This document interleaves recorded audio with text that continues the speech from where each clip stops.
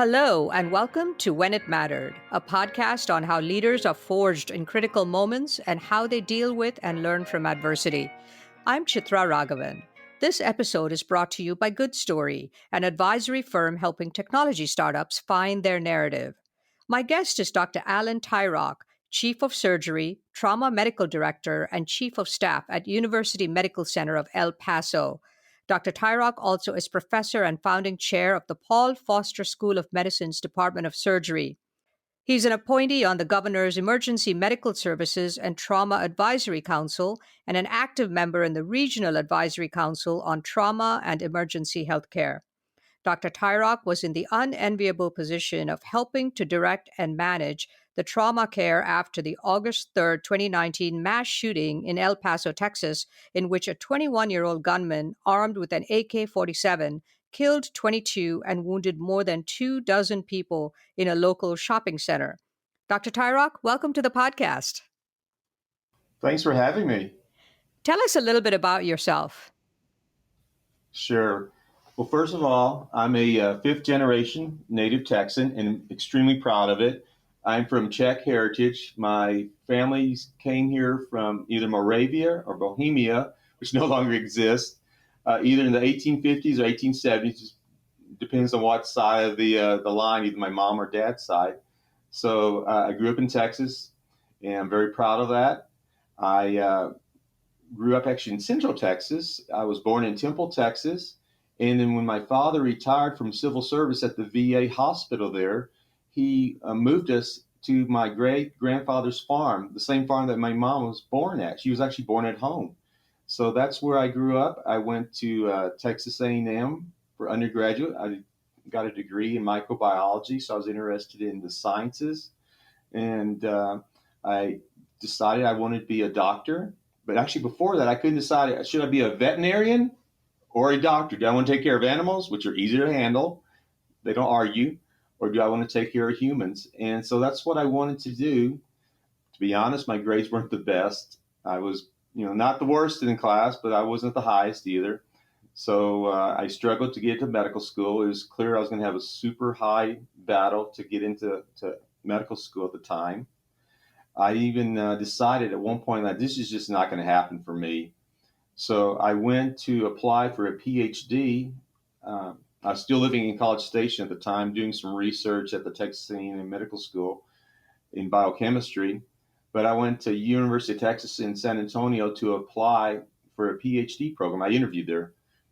And even then, I sort of made the comment to the interviewers like, well, I want to get into medical school, but, my grades aren't that great. And he said, yeah, your grades aren't that great. But you probably shouldn't say that when you're trying to interview for a PhD, when you're looking at something else. And so I did my interview. They said, well, we'll get back with you. I remember getting in the elevator. There was like 4 medical students in the elevator with me. And I looked at them. I'm like, dang it, that's what I want to be. I don't care. I want to do that. So I drove home. It's about 100 miles. It was raining cats and dogs. Typical spring thunder shower season in Texas. And you could barely even drive. You couldn't see despite the windshield wipers. And it was lightning and thundering. And I just started crying. It's like, I want this. I got to do this. I got to figure out how to do this. And I remember even praying to God, saying, God, if you can get me to be a doctor, I promise you, I will be the best I can do to take care of the patients. So a very dramatic moment. It really was a dramatic moment. It might be a little bit too melodramatic here, but it really did happen. One of these back roads in Texas, in Central Texas, nearly part of the East Texas area, driving through there, nothing but pastures and cows. And all of a sudden, the rain quits, blue skies. And I said, you know what? I'm going to make this happen somehow with the grace of God. So I tried to get in medical school. I took my MCAT. The scores were not that good. I was able to interview at a couple of programs, did not get accepted. And I said, you know what, I'll just try again. And I did that, and I got in the next year. And I went to University of Texas Health Sciences Center, which is in Houston, Texas. Worked hard. Once again, my grades were average at best. But as they say, what do you call the person that's last in your class in medical school? You still call them a doctor. So I graduated medical school. I did not match into surgery because that was something I really wanted to do. I went to the Texas Heart Institute. I saw where Denton Cooley was operating, one of the world-class cardiothoracic surgeons. And man, I said, that's what I want to do. I want to be a surgeon. But I did not match in a categorical spot, which means that gives you a guaranteed 5 years if you're doing a good job in a residency program. Didn't get in, but I did a preliminary year in general surgery at Baylor College of Medicine there in Houston, predominantly at Bentop Hospital. The chairman of surgery at the time was Dr. Michael DeBakey, who was the premier surgeon that everybody knew he was. I mean, the guy operated on kings and queens and all type of dignitaries. Very hard program. Went through that year successfully. Would not ever want to repeat it again because it was not fun, but it was one of the most exciting years of my life. And I got accepted for a second-year position in Phoenix, Arizona, under Dr. Stone, who was the chairman there, a very well-recognized trauma surgeon in his day. I finished up in 1995. I met my wife, my future wife at the time, when I was in residency. She was an intern. She was an internal medicine resident. And I told her, if you're going to marry me, we're going back to Texas because all native Texans go back home at some point. It's got a homing instinct. And she was okay with that. But I had an interest in trauma and critical care, so I went to California at UCSF in Fresno, California, and did a 2-year trauma and critical care fellowship. And like I said, I wanted to get back home. So I interviewed around in Galveston and Houston, some other places in Texas, and I also looked at El Paso. At that point in time, the state of Texas was trying to develop a trauma system. So all of the larger hospitals, especially the county hospitals and the academic institutions, were becoming trauma centers. So they asked me if I wanted to be the trauma director here. And I said, you know what? First of all, there was it needed a lot of work. The program needed a lot of work. It was on life support, to be honest, financially as well as clinically at the time. This was in 1997. And I said, you know, I don't know how to be a medical director. I know how to operate, but I don't know how to be the administrator and take care of the direction of it medically or clinically. But a job fell through in Galveston. I said, you know, I need to get a job. You know, I got a young wife and a 2-year-old son at home. I got to make some money because I'm in debt and stuff. So I said, you know, I'll take the job. I can't make it any worse than it is. I can't screw it up any more than it currently was. So I took the job thinking, I'll work here 3 or 4 years, get some publications, and move on to a bigger program. But I quickly fell in love with the place. El Paso is a cool place to live. People are friendly. The medical school that we had, which was at that time a regional campus, it's part of the Texas Tech system. And I heard rumors that we were going to have our own separate medical school here in El Paso at some point in time. And also at that time, the current regional chair of surgery, Dr. Saulstein, was stepping down. He asked me if I would be the interim chair of surgery while they did a nationwide search for another chair. And I was sort of doing it for him anyway, going to all the meetings and stuff in his place. And I said, sure, might as well do it. So I did it, had no desire to be the chair. But they brought a couple of guys to interview here. And I said, I don't think I could work for these gentlemen. I said, I like my job. I want to stay here. I might as well put my name in the list of candidates. And I did that. And I guess nobody else wanted the job at the end of the day, and they gave the job to me, and I became the chair of surgery here in 2002. Afterwards, we became a separate medical school in the Texas Tech system. That was in 2009. And afterwards, we actually grew to be a separate health sciences center in the Texas Tech system. The mothership is in Lubbock, Texas, but it had regional campuses in Odessa and Amarillo and El Paso. So then now we are a separate medical school, a separate health sciences center, and growing by leaps and bounds. And so is the Department of Surgery. So that's sort of my story at that point. So I've been the chair of surgery for about 17 plus years here, as well as the trauma medical director at the Level 1 Trauma Center, which is UMC of El Paso. So you've helped develop this trauma program that saved so many lives on August 3rd. Tell us a little bit about the program and what's an average day and night like when you're on call and the range and types of cases you see in general. Sure. Well, first of all, UMC is a county hospital. County hospitals see all types of stuff.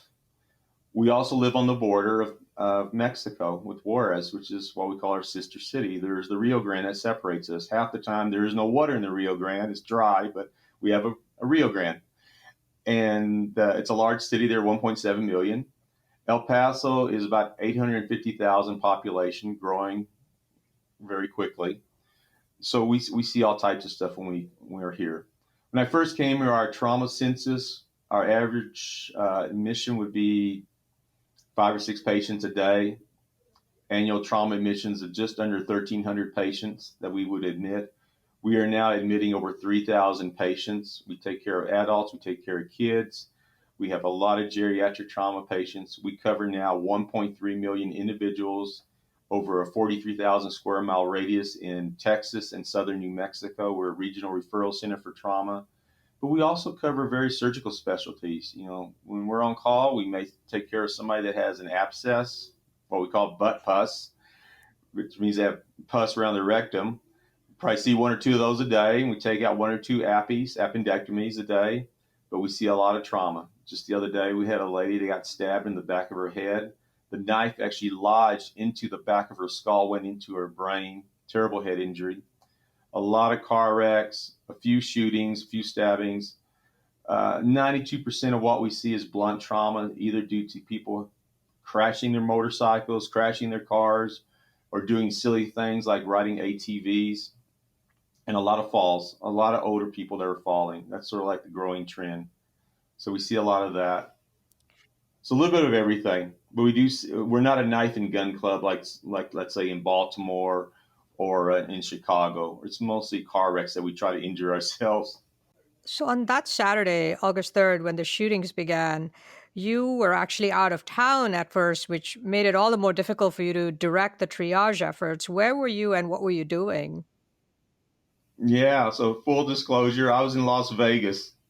My mother-in-law was celebrating her 90th anniversary. So her children got together a couple months before and said, how can we celebrate this with her? And it was on her the bucket list, that she wanted to go back to Las Vegas. She wanted to go to Circus, which probably would not be on my top 5 list, I mean, my top 10 list of places to go to in Vegas to spend the night. You know, I'd probably go to Caesars or somewhere else, but that's where she wanted to go because that's where her kids and her husband went when they were younger. They would go there. The kids, I don't know if you've ever been to Circus, but it's, first of all, it's very old, sort of decrepit. I shouldn't say that, but it is. It's got like a midway inside. They got like a carnival type atmosphere. They got entertainers and stuff. So that's where we were staying. And that Saturday morning, which was August the 3rd, I remember waking up.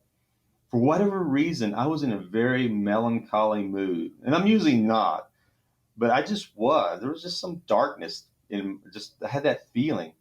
So I finally got out of bed, took a shower, and everybody else was half asleep or still sleeping. And I just cruised down to the basement at Circus and used my voucher so I could get my free breakfast buffet. So I had my breakfast buffet. I was sitting there, and then I got a text on my phone saying active shooter, Walmart, and whatever the street address was.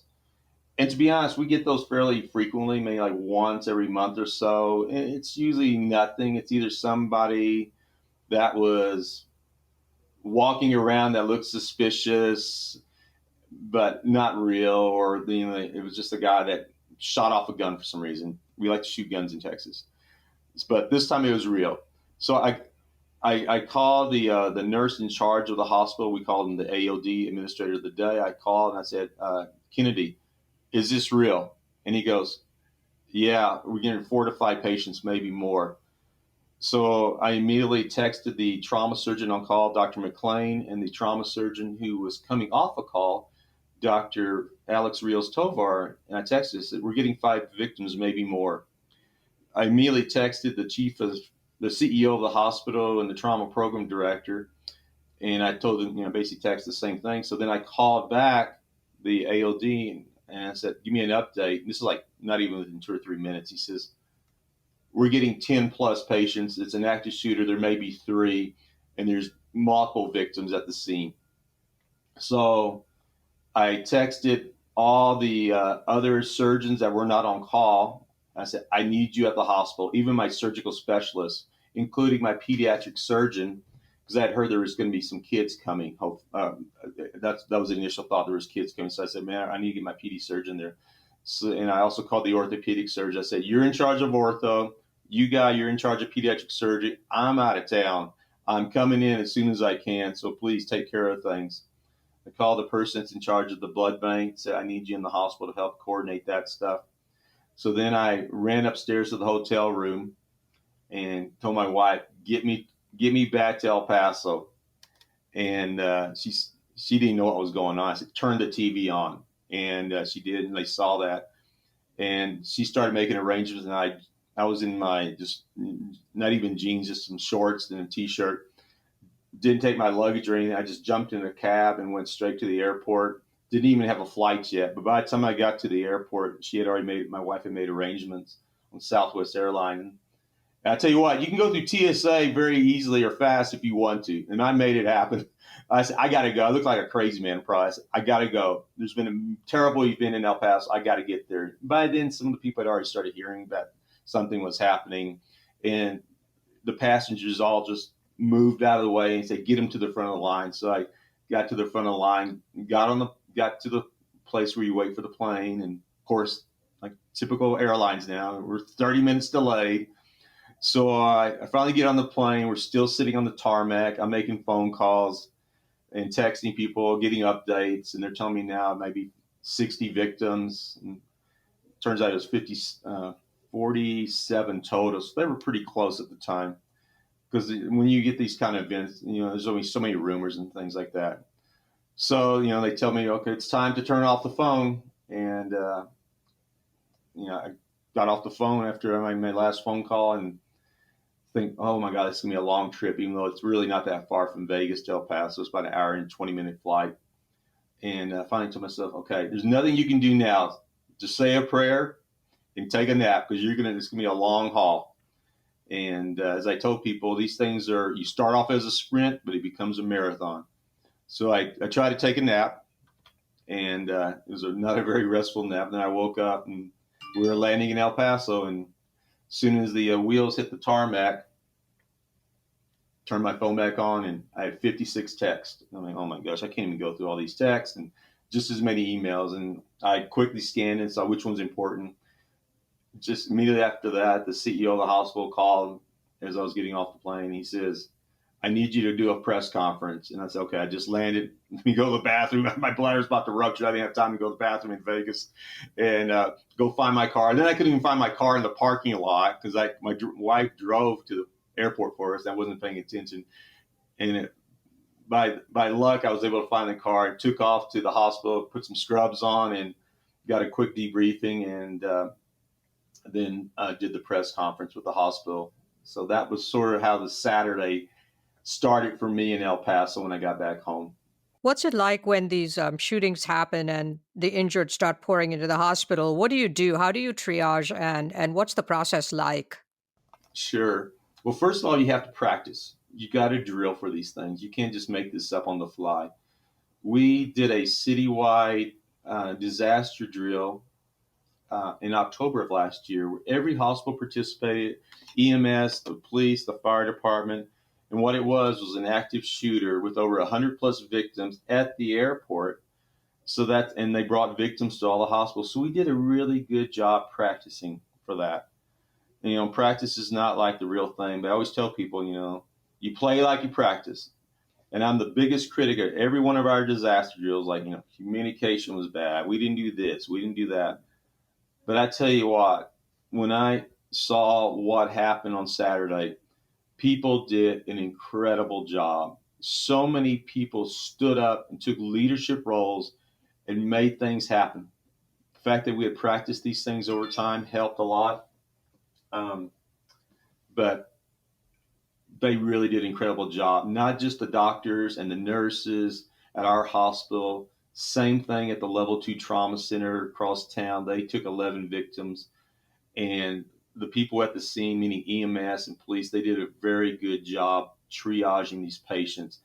And I must say, going back to what was going on in our trauma center, just everybody pitched in. and took care of what needed to be done, including the housekeepers. We may forget people like that, but that's one of the things that I kept hearing from the audience or from the group afterwards at our debriefing. You know, the trauma bays were all full. We moved the patient out and went to the OR. Housekeeping just jumped in and they cleaned up the room, got the blood out, all the stuff that had to be cleaned. So for the next victim, and then they went to the OR because we had 4 operating rooms running at one time. So it's just everybody pitched in. But you have to realize with active shooters, the event happens so quickly. It's almost like a textbook. Everyone plays out like a textbook. And it's the same thing in El Paso. It happens quick. You get a mass of patients. 1 or 2 of the patients will probably come in first by private vehicle, not even by ambulance. And that's actually what happened here. Our first patient came in by a private vehicle. It was a police officer brought the guy in. But then the EMS started bringing patients in through ambulances. Immediately, they all went to the operating room. And I think they did 8 surgeries that day here at our hospital. And those were all done within 4 hours. But it was all happening so quickly. And we did a good job that day. I was so impressed and so proud of the team. I don't know if you know that, but yesterday one of my faculty actually testified in Congress regarding gun violence, and he did an amazing job, and I was just so impressed. It was so emotional how he did it, and he carried himself so well. He actually was there that day. He actually was post-call and ran back to the hospital and immediately saw all the victims, and he operated just like all the other surgeons and people. Now, I understand, I was reading an article that described how you actually do this and this process of doing the bare minimum you need to keep them alive, and then you ship them out of the ER so you can get the next victim in and get them, and then you bring them back and you patch them up for the final thing. So, how does that work? What's it called, and how does that work? Sure. Well, first of all, you do triage. It's a French word meaning to sort. That gets done at the scene, which means the more critical patients go first to the hospitals. And then once they hit the emergency department or the trauma center, we triage them again. The most severely injured patient goes to the operating room first, or whatever needs to be done. Some people need to have procedures done in the emergency department, like chest tubes to decompress a collapsed lung that could kill the person quickly, or they're bleeding to death. We need to stop the bleeding. And then we take them to the operating room, and we do something called damage control surgery in the OR.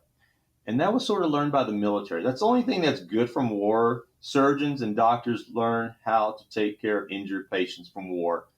So what we do is we stop the bleeding, and we stop the leakage of poop in the intestines, the stool, or we plug the holes in the stomach so they don't have their gastric contacts leaking, so they don't get severe peritonitis. We go in quickly, do that. Don't even close the belly up. We have things called vacuums, wound vacs.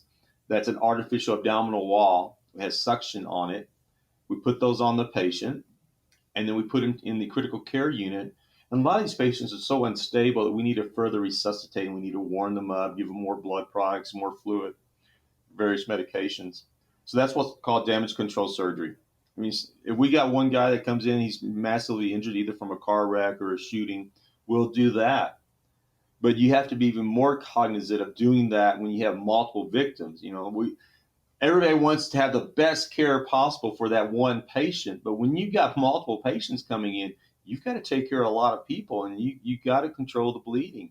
So that's what they did that Saturday. I didn't participate; they did.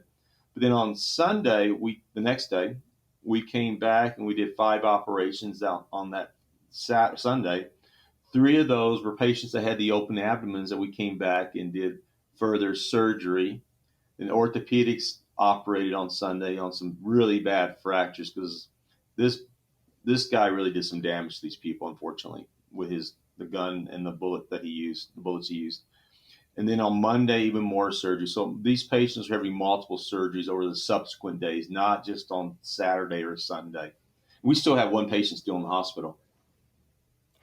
So it was a really difficult weekend for you and your team, and one of the things people don't realize or talk about much is that even for the medical team, there's an element of PTSD afterwards. You know, when the adrenaline wears off, and I know you yourself experienced it, and I'm sure your team probably experienced it. What happens, and how do you handle that? Sure. As I was mentioning earlier, you start off as a sprint, but it becomes a marathon. So you need a rest. First of all, when the work is done, go home, let somebody else take over. For like on that Sunday, the guys that were working on Saturday, I said, and they were actually to be scheduled to be on call again. So I said, no, you stay home till 1 o'clock. I'll take care of this with some other guys. We'll take care of that. So we did that. But the adrenaline does wear out, and at some point, it impacts you. I've talked to the trauma directors. I've heard people give talks on this from the Pulse shooting in Orlando, the terrible event that was in Vegas, the Fort Hood shootings that happened twice, unfortunately, at their military base. So I've heard the people talk. And the one thing they tell you is it will impact your faculty, it will impact your residents, it will impact the nurses, as well as EMS personnel and the police, because you're going to have guilt feeling like, well, I could have done more. You'll start second guessing yourself, and you just see so much tragedy. We're used to dealing with death, and we see that every day. But as you mentioned earlier, there was 22 people that died that day, plus 25 people that had severe injuries. Some of them really that are life changing. That will never be back emotionally or physically. So it's been shown in even literature that a third of surgery residents will suffer PTSD up to even 6 months after the event. So what we do is, and that's what we did, and we actually talked about that as part of our disaster drills. Don't forget the after effect. So we had counselors come in. We met as a group, like my department. All the residents and faculty got together and started talking about the event. It was led by one of the psychologists, and that was very helpful. We also offered professional counseling on a confidential basis if they needed. So we did that. The hospital did that. We even came together as a university on that Tuesday afterward, about 150 people, just to debrief, just to talk about it, and to also say there's support out there for you. It's okay. You're gonna have moments where you're gonna feel just really sad, and it does happen. It actually happened to me. It didn't happen to me on Saturday, but on Sunday, it was a busy, long day cleaning up. But then all the politicians started showing up, so I had to be distracted from my clinical duties to take care of the political stuff. And you have to also remember, even though you're taking care of these victims, the usual work that we typically see in a level one trauma center or a county hospital, people still come in. On Sunday, we had somebody with appendicitis. We had somebody with an abscess needing to be drained. We had the usual number of car wrecks and general surgery problems. And the ER was dealing with heart attacks and strokes. So you're still being distracted. You're getting pulled physically for that, but you're also being pulled emotionally dealing with this other stuff. So that's one thing we face. I even talked to the medical examiner the other day, and it impacted his team that, with the PTSD. I know EMS has been impacted, so they have counselors. So it's a real thing, the PTSD, the emotions. But it got to me even on Sunday. I was walking in my car. It was like late in the evening. I was by myself. And all of a sudden, I just wanted to start crying. Just thinking, oh my gosh, this was our town. I never thought it. I always told people we're going to have a disaster. You always be ready. But I never thought it was going to be a mass shooting. The day before I was looking at Vegas, and when I was driving, just, touring Vegas, I was thinking, oh my God, how did these people deal with this? And my gosh, the next day it was us. I remember getting in the cab, getting to the airport, I said to myself, it's our turn now. And I was like, oh my gosh, what a crazy thought. I would never thought I had to say that to myself, but it really was. And when I got that Saturday night, when the dust settled a little bit, my counterpart at the level 2 trauma center, Dr. Flaherty, texted me, says, Alan, now we're in that exclusive club, meaning we had to deal with a mass shooting here in our own city. So I was like, wow, yeah, that's really true. And that's how we sort of support each other. And that's one of the things we've been doing since, and all of us is supporting each other. It also got to me when I was driving home on Sunday to see the on Interstate 10. We have these traffic signs that everybody has. It says go slow, wet roads, or whatever. Every sign had El Paso Strong. I remember singing in Vegas when they had theirs, Vegas Strong. It's been in other places. Now it's like, oh my gosh, now it's El Paso. And I knew that was being beamed across the whole state of Texas, because these signs are not really centric to a city. The whole interstate system has it. And I just think, oh my gosh, everybody in Texas is seeing that, which is sort of supporting those. I got so many calls and texts and emails, supporting, saying, what can we do to help you? So that was sort of nice. That's that part. You talked to me earlier about this really interesting thing that you tell your residents, this idea, if when you are in this kind of job, that sometimes you will have what you described as good deaths and sometimes you'll have bad deaths. Can you talk a little bit about that and why that is helpful to understand? Yeah. So there are good deaths and there are bad deaths. First of all, everybody dies. And we have to realize, especially as surgeons, because we have to do a lot of stuff to make people better. And sometimes we have to actually, we're pretty invasive with our surgical procedures. So every time I operate, I can always look back and say, I could have done a better job, or this could have been done differently, but it went well. So I'm going to give you an example of a bad death, for me at least. It was a rough one. It was a Thanksgiving weekend. A 16-year-old girl came in, was in a car wreck. Her blood pressure was good, but she was very tachycardic, which means her heart rate was very fast. Her pulse was fast. She was very pale, which was already telling me she's bleeding internally. She's wide awake, crying, saying, I don't want to die, I don't want to die. And I reassure her, I'm not going to let you die. She rushed her off to the operating room. I open up her abdomen, a rush of blood. She probably had 3 or 4 liters of blood already. This is despite us pouring in blood products into her.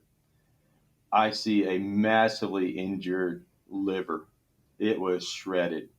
And we grade liver injuries of 1 to 5, 5 being bad. Hers was a big time 5. Basically, she tore the liver off of her inferior vena cava, which is the big vein that goes to the heart. And I did every maneuver I could do to fix it and stop the bleeding. I had an excellent chief resident with me this guy knew how to operate. And we did everything under the sun. I went through everything I had learned, and she still died in the operating room. So then afterwards, I need to go talk to her father. And then everybody warns me that the father thinks the daughter's fine, because the pre-hospital people told him she was fine, that she was talking and alert. And unfortunately, the people in the ER had also told the father that. So now I'm the one that has to go tell the father, I'm sorry, your innocent little 16-year-old daughter, who you just saw earlier today, is dead. That was not a good death. That bothered me for so long. But you know what I tell my residents? It's okay to feel bad. Because if you don't feel bad when things like that happen, there's something wrong. Because you got to have that one-to-one connection with the patient or their family. Because if things don't feel bad, you're just a technician at this point. But I remember after I went and told the father, he just didn't want to believe me. Like, I want to go see my daughter. I know she's still alive. Go back and fix her. And I go, I'm sorry, I can't do that. He goes, but everybody told me she's fine. She's going to go home in a couple of days. I'm sorry. She's passed away. We did everything we could. I stormed outside of the hospital. It was like 2 a.m. I remember it was cold outside. And I just sat down on a bench. And I remember I don't know what the star was. It may have been a planet. It was so bright. And I just kept looking up there. And I said, God, I can't believe you let this girl die. She didn't do anything wrong. She wasn't drinking. Why would you let this innocent little girl die, this teenager, with everything to live for? And I said, God, you told me, I told you I was going to, if you let me be a doctor, I would do my best. And I did my best. And she still died. I said, I'm mad at you. And I'm a little emotional. I'm sorry. This always bothers me. It took me weeks. I can't talk to you for a while. And then, 3 or 4 weeks later, I could talk to God again, on the basis. And then it finally hit me. Well, that's actually a pretty good relationship. I can get mad at God and tell him I'm mad at you. So that was pretty cool. That was a bad death.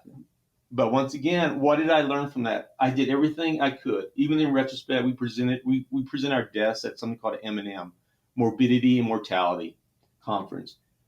Everybody said you did all the right things. And I knew I did all the right things because I even went back and reviewed the literature. I did all the right things, but it was a bad death.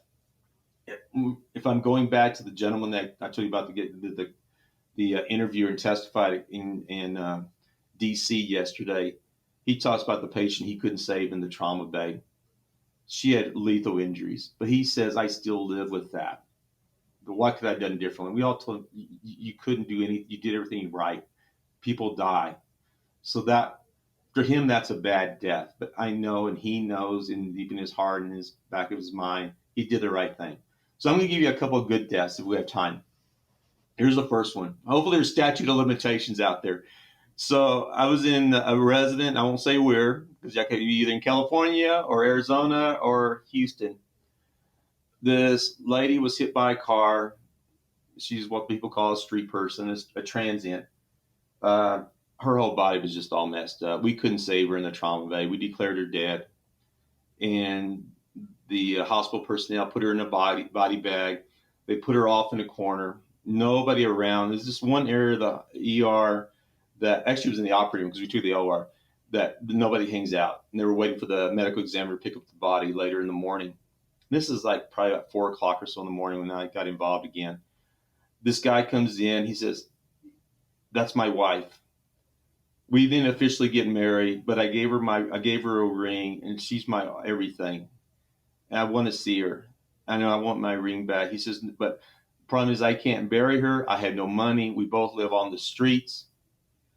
But I love my wife. Can I see her? And he says, because they all told me I can't go see her because she's now has to go to the medical examiner, the coroner's office. And I said, come here with me. So we snuck into a back door. Nobody was around in that room. I unzipped the body bag. He looked at her, started hugging her and kissing her. And it was just him, me, and the lady that was dead. And he grabbed her hand, was holding her hand. And he says, they're not going to give me this ring. I know they're not. She has no place to even be buried. They're going to cremate her, and then I'm not going to see her again. And I said, here. I pulled the ring off that lady's hand and gave it to him, zipped her back up, and that was that.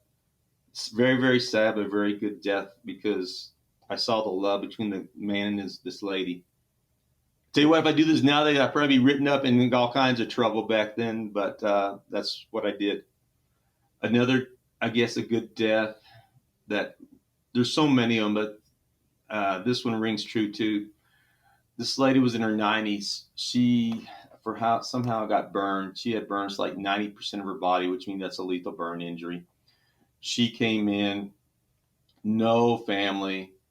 She was in such bad shape. I said, we're not even going to transfer her to the burn center, which is 350 miles away. And because it's just, there's no point in doing that because I knew she was going to die in the next few hours. And I said, let's just make her comfortable. And then out of the blue, a young guy came, probably in his 30s. He said, this is my grandma. I'm all she has. She's outlived all her other family. She's outlived all her friends. I just want to sit with her. And we sat there, he and I, for about an hour and a half, maybe longer, in the ICU with her. She was completely unconscious, and we were giving her morphine for pain. And he would just tell me stories about how his grandma took care of her. She was like his surrogate mom. And I just saw the love and the passion, or the compassion that he had for his grandmother. And I sat there with him. I just felt like I couldn't leave this man because I just saw that. So that was a good death. Here's one more I just thought about. I always give this one to the nurses. They always want to hear stories when they come and join us. So I always meet with them for a couple of hours. We had a gentleman came in. He was in a car wreck. Actually, no, I think it was a motorcycle crash. He had broken his femur and shattered his spleen, and he was going in and out of consciousness because he was in such bad shock. The paramedics told me that he told them just before he arrived that he is a Jehovah's Witness and to not give him blood, no matter what. And by the time he got to me, he was unconscious, but I felt pretty comfortable with what the paramedics told me, that he couldn't get blood. So we took him to the OR, took out his spleen, stabilized his broken leg, took him back to the ICU, and his blood pressure was terribly low. His heart rate was very, very fast. This is somebody that I would give blood to. I can guarantee you that this man would survive and would probably gone home in about 5 or 6 days. His wife shows up and says, he is not a Jehovah's Witness. Give him blood. His other family says, no, he is. The nurses say, just give him blood. I said, I can't. I have to honor this man's wishes, even though I don't agree with it, because I know if I give him blood, he'll survive. And his wife was so mad. It's like, I'm going to sue you, on and on and on. An attorney called, says, you got to give him blood. I says, no, we got enough information that that's what he wants. That's his wishes. He's an adult. I have to honor his wishes, even though I don't agree with it. And as I was meeting with his wife again, she's still yelling at me. The nurse runs in and says, he woke up. So the wife and I go and see him. And I ask him the question. I says, listen, I really need to give you blood. He shakes his head, no. I said, listen, if I don't give you blood, you're going to die. I'm going to be honest with you. You're going to die, and you'll die tonight. Do you understand that? He acknowledges that he understands that. And so we respected his wishes, and he passed later that night. Then I get a phone call from his wife. I'm thinking, oh, my gosh, I don't want to hear this phone call. She calls me and tells me, Dr. Tyroch, I was mad at you. I didn't want you to do that. But when we went and saw him, and I knew that's what he wanted, and I thank you for honoring him by doing what he said, not what I wanted. Even though he died, that was, in an odd way, a good death, because I have to respect the autonomy of a patient. Do what they want, not impose what I want. Yes, my job is to educate them, to tell them what is right and best for them. But at the end of the day, it's them. So I thought that was one of my good deaths, even though it was painful, because I knew we could have saved that man, and he was young. You also have to deal with some complex situations where the people you treat have probably done some really bad things, and yet you have to treat them like you would treat anybody else. Briefly, how do you reconcile that? Well, that's one of the things about trauma. First of all, you have no idea what's going to come through those doors. Car wreck, gunshot, 99-year-old person that fell out of their wheelchair, or a 9-year-old kid that was playing football and has a head injury. And you don't know what, when you start your shift, you have no idea what you're going to be doing in the operating room. So you better be able to be a jack of all trades sort of in surgery at that time. But you do take care of all types of characters. We get a lot of people that have mental problems. Obviously, a lot of people that run afoul of the law. Some people that aren't the nicest people in the world. Some of the sweetest souls of the world too. So here's an example for that. Many years ago, this guy shot his wife, and he wasn't a nice guy. It was clear he had a bad criminal record. He shot his wife. You could actually put your hand through her chest. It was that big of a hole. The type of gun he used. This was many years ago. The cops shot him. So we tried to save his wife next door, which she had lethal injuries. So immediately after tried to take care of her, pulled the curtain. He's next door in the other trauma room, taking care of him. And people were going, just let this, die, jerk, and all this kind of stuff. No. We don't judge. Our job is to take care of the body, take care of the person. We don't, we're all saints and sinners at times. So that's how we try to, as trauma surgeons, and as any other physician and nurse. We're not supposed to judge, because nobody's perfect, and that's one of the things I like about trauma. You get all kinds, and you have no idea what's coming in that door. So looking back, at all this adversity you faced to become a trauma surgeon, all those bad grades, all those rejections, what do you think are the principal lessons you learned from that, and how those challenges helped you get to where you find yourself today? And I think you're very happy where you are today doing the work that you've always wanted to do. I'm actually very happy. I got the best job in the world. When I was growing up, I either wanted to play for the Dallas Cowboys or be a guitar player in a rock band. But neither one of those were going to work. 'Cause I can't even play any kind of sheets of music. I have no idea. And I'm not big enough to play football. When I played, I was pretty good, but not big enough. I was fast, but not big. So I guess I had to do something else. I got the best job in the world. If I want to go make money, there's a lot easier ways of doing that. Just this week, I was on call starting on Monday morning at 8 a.m. I didn't get home until 7 p.m. on Tuesday night, but I had so much fun during the time. I get up in the morning excited, like, what's the challenge today? And you got to love your job, and you got to be persevering. I tell the residents, when you're on call, the surgery residents, be the best. Don't be good, be great. There's always somebody smarter than you. There's somebody always that's going to be better than you. But that's okay. Be the best doctor in the hospital when you're on call. Because if you're trying to be the best doctor when you're on call, hopefully the other persons that are on call too will be the best doctor or the best nurse or the best whatever that's taking care of these patients. Treat the patient as if it's your mom or your grandma. Would you want your grandma treated half-assed? No, you don't. So do that. I know I'm not the best surgeon in the world. I'm really not. I don't think I am technically the best. But I know the patients know that when I go there, I'm going to give them 110%. And that's what I try to ingrain in my residents and my junior faculty. And I got an incredible number of amazing faculty, young and old. And they have the same mindset. Go there. Don't be good. Be the best that you can be. And that's what we're trying to instill in my department, not my department, our department of surgery here, to be the best department of surgery in the Southwest. I tell people, El Paso is the 6th largest city in Texas. We're actually the 19th largest city in this country. We cover a big area. Why can't we be good? When I came here, we were a small surgery department, worked hard, put out good residents, taught the medical students well.